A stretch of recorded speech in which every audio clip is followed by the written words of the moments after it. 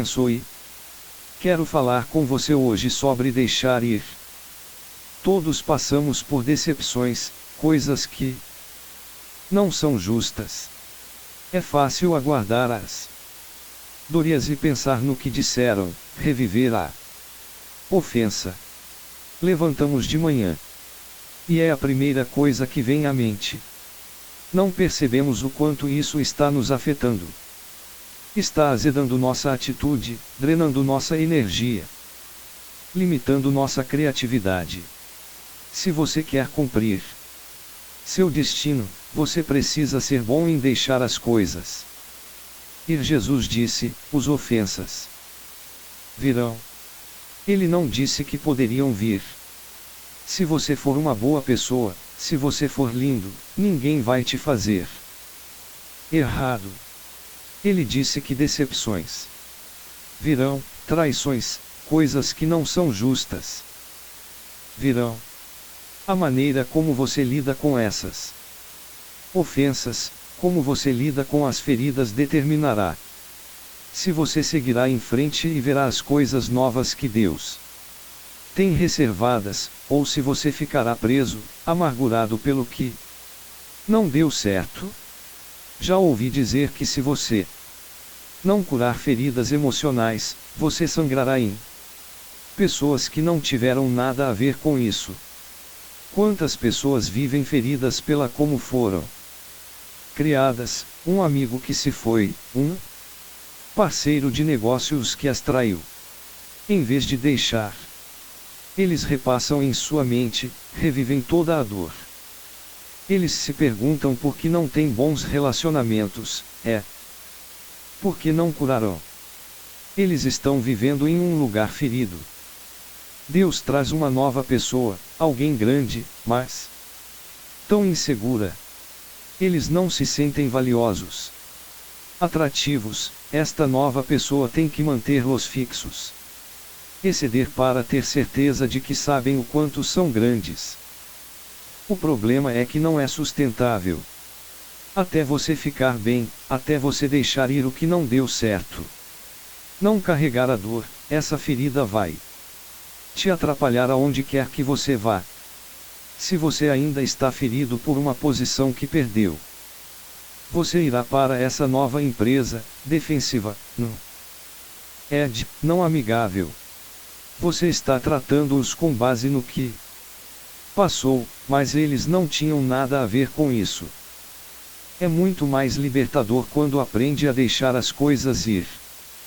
Não foi justo? Está bem, Deus será seu vindicador. Ele vai cuidar de quem você fez errado. Não é seu trabalho pagar as pessoas. Eles te fazem uma vez, não? Deixe que continuem a te machucar, segurando-se a isso.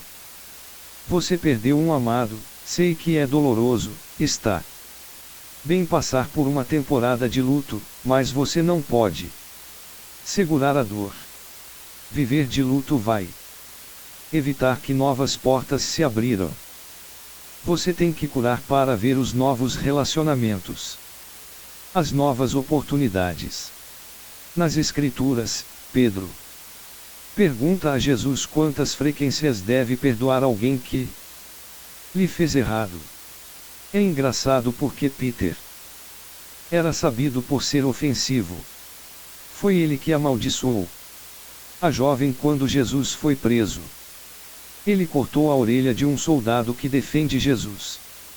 Ele disse: Jesus, devo perdoá-los 7 vezes. A lei judaica disse 3 vezes, ele mais do que duplicou. Ele pensou: Jesus, estou crescendo. Eu percorri um longo caminho. Jesus disse: Peter, 7 é bom, mas quero que você os perdoe 70 vezes. 7. Não era realmente sobre o número, Jesus estava nos mostrando um princípio. Ele estava dizendo: quero que você viva em um processo contínuo de perdão.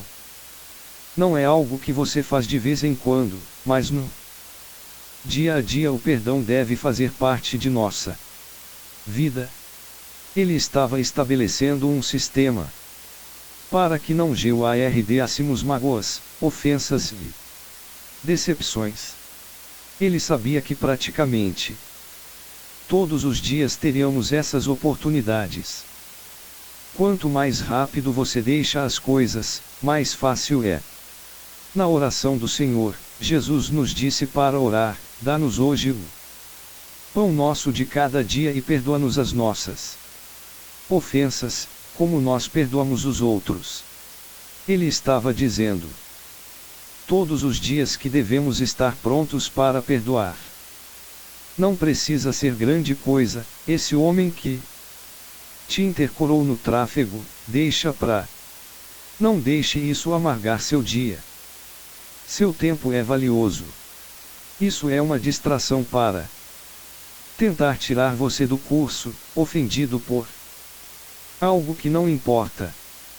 Aquele balconista que é rude com você na mercearia. Apenas sorria e siga em frente. Aprendi, a vida está cheia de pessoas feridas, pessoas que não lidaram com as coisas negativas do passado. Às vezes, serão desrespeitosos, dirão coisas que não deveriam, farão coisas que magoam. Você não pode impedir que a ofensa chegue, mas pode impedir que ela penetre em você. Quanto tempo você passa ofendido, amargo, guardando rancor? Quanto mais você poderia realizar se começasse a deixar as coisas ir?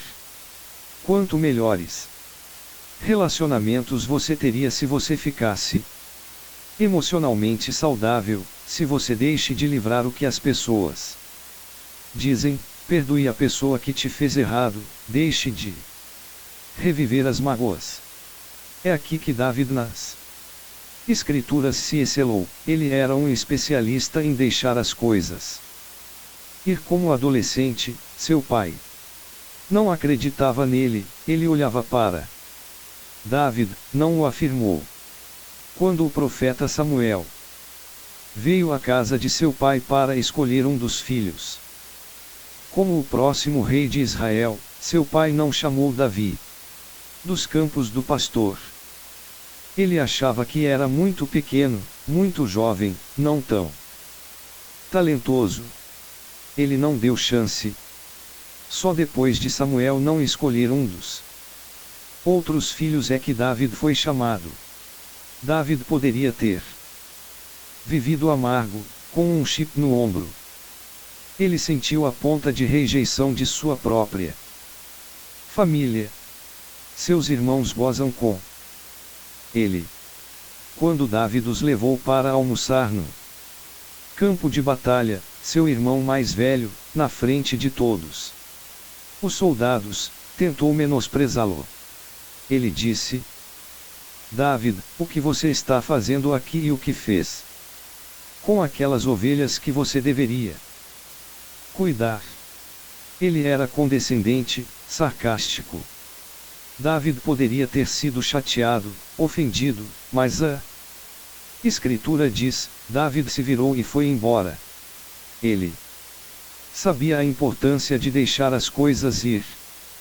Se David não fizesse isso, nunca teria visto Golias.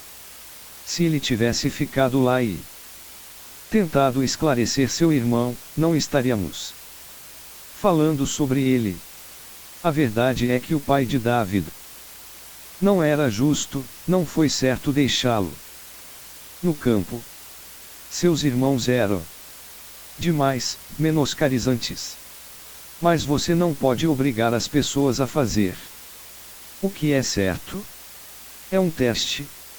Você está se aguardando a ofensa, deixa a traição, o que disseram, como te trataram te fez agridado, acorda. Pensando nisso. Ou você vai deixar isso e seguir para o seu destino. Há um Golias esperando por você, um novo nível, passado a ofensa, passado a rejeição, passado o que disseram. Minha oração é que Façamos como David e vivermos com este perdão perpétuo. Que desenvolvemos o hábito de perdoar diariamente. Quando as ofensas vêm, eles saem de nós como a água nas costas de um pato. Um membro da família não acredita em você, isso é infeliz, mas não vai impedir você de fazer grandes coisas. Um colega de trabalho tenta fazer você parecer mal, envergonhar. A maioria das pessoas ficaria chateada, comece uma briga, pague de volta, mas você é um David. Você reconhece que isso é uma distração, você deixa isso parar. Sabendo que Deus cuidará de seus inimigos. Uma maneira de Deus vindicar você, é Ele promove você na presença de seus inimigos. Ele não faz isso em privado, mas em público, para que aqueles que te deixaram de fora te descontarão, tentam te fazer sentir pequeno. Te vejam promovido, honrado, numa posição de maior influência. Quando David derrotou Golias, todo o exército ficou adoro. A cidade estava alegre. Mesmo os filistinos, a oposição, não acreditaram no que David tinha feito. Deus sabe como te levantar quando as pessoas tentam te empurrar para baixo. Não deixe essa ofensa entrar. Comece a deixar as coisas rapidamente. Não pense nisso uma semana e então você fará. Você não terá que superar tantas feridas emocionais. Se não deixar a ofensa entrar em primeiro lugar. Se David teria acordado todas as manhãs e pensado em como seu pai o maltratava. Porque ele me deixou de fora. Segunda, como seus irmãos eram dominantes. Segunda, e essa amargura, a raiva, a autopiedade teriam parado seu destino. Quando a ofensa acontecer, não vá lá. Mantenha sua mente no positivo. Pense em coisas que são boas, saudáveis, edificantes. Não é fazer nada de produtivo pensar em algo negativo que foi dito sobre você, reviver como a pessoa se afaste. Ensinar toda a dor, voltar sobre toda a tristeza. Isso vai impedir você de cura. Deixa para lá. Isso está no passado. Deus viu o que aconteceu. Ele ouviu o que eles disseram. Ele sabe o que você perdeu. Se você deixar, Ele vai compensar você. Ele te dá beleza por essas cinzas. Um amigo meu cresceu em casa monoparental. Aos 5 anos, seu pai saiu de sua vida e não ter nada a ver com ele. Como menino, ele desejava ver seu pai, mas não atende à ligação da mãe. Na adolescência, enviava cartas ao pai. Cartões de aniversário, Feliz Dia dos Pais. Ele queria muito a aprovação de seu pai, só para saber que se importava, mas nunca ouviu uma palavra. Ele sentiu a rejeição. Os pensamentos disseram-lhe que ele não era bom o suficiente, havia algo errado com ele, mas ele não foi lá. Ele não deixou a amargura, a autopiedade. Ele disse o que o salmista disse: mesmo que minha mãe e pai me abandonem, Deus me adotará como seu próprio filho. Quando você vive em um estado de perdão perpétuo, é incrível como, apesar da injustiça, ainda será feliz, ainda aproveitará sua vida, ainda fará grandes coisas. Quando ele tinha 30 anos, seu pai finalmente concordou em vê-lo. Ele estava tão animado, foi um sonho realizado. Ele voou para outra cidade. Bateu na porta, uma senhora atendeu e disse: sinto muito, seu pai mudou de ideia. Ele não vai ver você. Pensei que ele ficaria devastado, mas ele disse: Joel, isso não me incomodou realmente. Eu já tinha me preparado se ele não me ver, eu ia deixar isso para lá e seguir em frente. Isso não parou este jovem.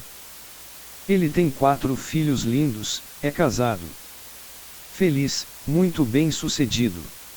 Eu nunca saberia que ele não teve uma infância incrível. Quando você aprende a deixar as coisas, as decepções não podem te parar, pessoas injustas, como você foi criado, mas quebras. Você continuará subindo mais alto. Ver a bondade de Deus. Conheci outras pessoas que passaram por coisas como meu amigo. Eles estão amargos, irritados, um chip no ombro, preso na vida. Qual é a diferença? Eles se aguardam tudo. Você não pode impedir que ele chegue, mas pode evitar que o veneno penetre em seu interior. Quando você enterra emoções negativas, elas nunca morrem.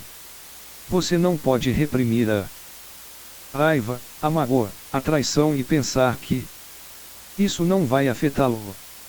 Joel, não posso perdoá-los, você não sabe o que eles fizeram. Não posso deixar, eles me fazem muito. Você não está fazendo isso pelo bem deles, você está fazendo isso pelo seu bem. Esse veneno está contaminando sua vida. Quando liberá-lo, você entrará em novos níveis de liberdade, alegria e vitória. Houve um boxer profissional na década de 1990. Ele era conhecido por sua agressividade no anel. Ele lutou com tanta raiva e viciosidade, quase como se estava fora de controle. Durante anos ele foi o campeão médio peso do mundo, com muito sucesso. Depois de uma briga, um repórter perguntava por que ele lutava com tanta agressão, como poderia ser tão motivo.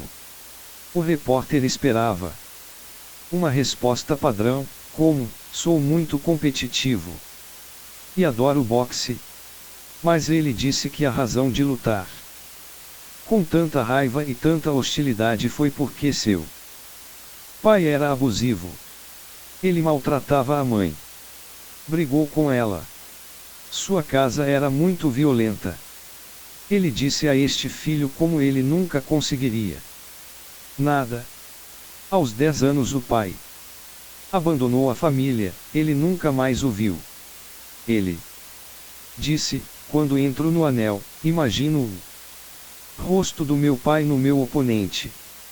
Tenho tanto ódio por ele, apenas explodi. Pensei na diferença entre meu amigo e este boxeador. Ambos teve traições, ambos teve rejeição, mas um está vivendo saudável, com ótimos filhos, sendo abençoado. O outro está irritado, violento, amargo. A diferença é um aprendeu a deixar as coisas. O outro escolheu aguardar. Sim, este boxeador teve sucesso por fora, mas se você for envenenado por dentro, vai estragar todas as vitórias. Existe algo que você precisa deixar. Amargura, raiva, como alguém te tratou, o que não deu certo. Não faça como ele e deixe isso envenenar o resto da sua vida. Não foi certo o que eles fizeram, mas você está perdoando para ser livre. Você está deixando ir para que pode ver a beleza pelas cinzas. Há anos, havia resíduos tóxicos que precisam ser descartados, mas ninguém sabia o que fazer com ele. Eles nunca tinham que se livrar de algo tão perigoso e tóxico. Depois de estudar e obter opiniões diferentes, uma empresa construiu estes grandes recipientes de metal, como você Veem um navio, eles colocam resíduos tóxicos nele. Eles fizeram grandes comprimentos para garantir que estava bem selado. Não sairia. Então eles enterraram esses recipientes profundamente no chão. Eles ficaram tão aliviados que finalmente se livraram dele. Eles pensaram que estava feito, mais 40 anos. Depois, os recipientes começaram a vazar. Estava contaminando o solo, a água, o ar, as pessoas tinham que se afastar. O problema era que os resíduos era tóxico demais para ser enterrado. Há algumas coisas que você não pode enterrar. Você não pode enterrar a raiva e pensar que ela não vai te afetar. Você não pode enterrar a amargura e não deixá-la vazar. Você não pode enterrar o ódio, a rejeição, isso é muito tóxico. Esse veneno, em algum momento, contaminará não apenas seus sonhos, sua atitude, sua visão, mas afetará as pessoas ao seu redor. A melhor coisa que você pode fazer é tirar esse resíduo tóxico de você. Deixa para lá, você tem que dar a Deus. Deus, eu os perdoo pelo que fizeram, deixei as dores, o que perdi, o que não recebi. Confio em você para me compensar. Esta empresa nunca sonhava anos depois que estaria lidando com o mesmo problema, mas desta vez seria pior. Se tivesse destinado corretamente na primeira vez, não teria esta dificuldade. Quando você enterra sentimentos negativos, eles nunca morrem. Como os resíduos tóxicos, eles vão ressurgir, através da sua atitude, através dos seus relacionamentos. A boa notícia é que não é tarde para fazer algo a respeito, você não precisa viver com essa contaminação por dentro. Deixa para lá. Perdoe a pessoa que te magoou, perdoe os pais pelo que não te deram, deixe de lá a decepção, do sonho que não deu certo, deixe de lá a culpa, a vergonha, o arrependimento, o remorso.